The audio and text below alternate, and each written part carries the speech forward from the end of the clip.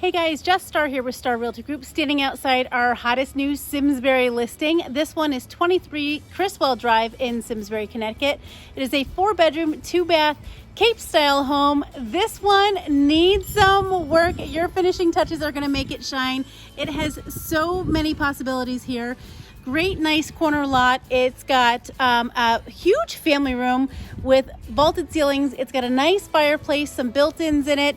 There are some really nice touches, like 2 fireplaces here. It's got a nice big family room, perfect for entertaining, but you're definitely going to have to put in some elbow grease here.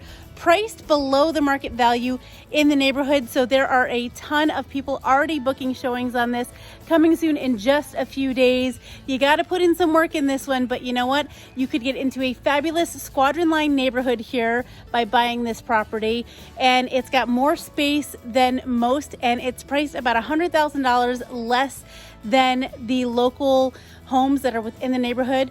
It's a great, sweet little neighborhood that does block parties and cookie swaps and your minutes to downtown.